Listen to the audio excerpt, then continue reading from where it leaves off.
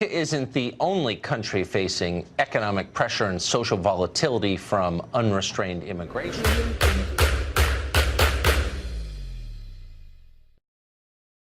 Just 3 years ago, Europe faced its own wave of migrants from Africa and the Middle East. The German Chancellor Angela Merkel responded to this by accepting nearly 1 million migrants in a single year. Adjusted for population, that would be like this country taking in 4 million in just 12 months. 3 years after that, how has that decision affected Germany and Merkel's political career? Rick Cannell is the current U.S. ambassador to Germany, and he joins us tonight. Ambassador, thanks very much for coming on. Of course. Thanks for having me, Tucker. So you're starting to see even figures on the left, John Kerry and Hillary Clinton most prominently, but others, rethinking the political fallout from Merkel's decision to do that in Germany. From where you sit, what was the effect of letting in those migrants? Well, first of all, let's talk about the political effect. There was no plan in place, so the policy really fell apart.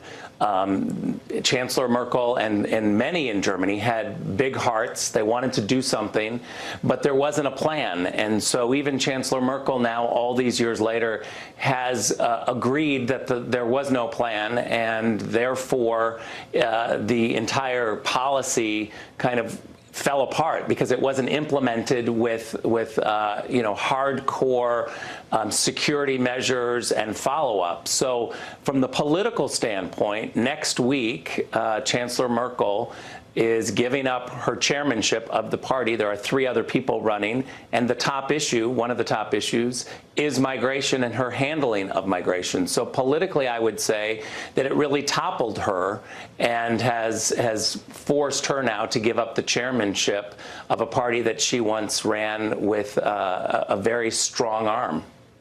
What's so interesting watching Germany from here is how the German press and its cultural leaders responded. So this was 3 years ago, and it was immediately obvious that a lot of ordinary Germans didn't like it, and that it was causing the crime rate to go up, and that it was causing economic pressure on ordinary Germans. But people weren't allowed to say that for a number of years in public, or am I misreading it? No, you're exactly right, and I would even go so far as to say that we still have that problem here in Germany. There's still an overreaction if you complain about wanting secure borders or just an orderly process. Look, this is not about whether or not you have a heart. This is about whether or not you have a plan. And we in the United States know that 1 million people a year get U.S. citizenship.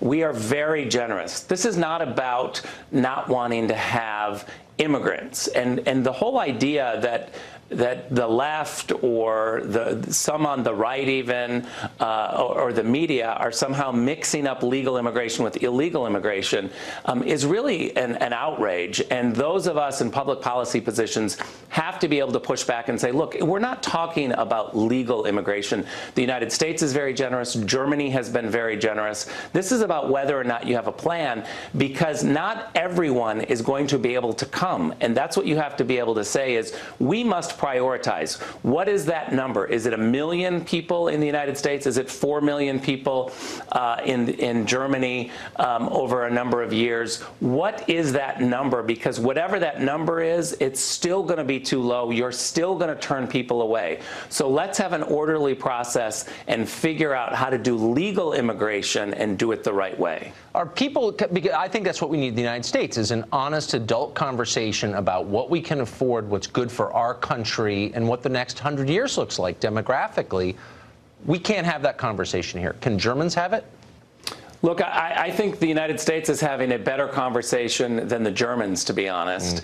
This has largely been controlled by elites in Berlin, but normal everyday people are beginning to say, wait a minute, this policy is not working. This is not about being generous. We are very generous. They have a lot of open borders throughout Europe. But I would also argue that the mistakes of Germany, Tucker, have rippled throughout all of Europe, because we've seen in Austria, for instance, with Sebastian Kurz, who came in with a platform to say, we must have security and a set of rules. This is not about not being generous. This is not about not being open to immigrants, but this is about just having rules. And once he established the fact that he wanted rules, Sebastian Kurz won in a very big way and is now becoming very popular throughout Germany. Yes. So while some in the media in Germany will try to push this into saying, well, you're a radical far-right person, the reality is that normal everyday Germans and Europeans are clamoring for leaders who want to have safe and secure borders and an orderly process. Right. Well, if they want to create radicals, they should keep lying to the population, because that's what they're going to get. Ambassador Grinnell, thank you very much. Great to see you tonight.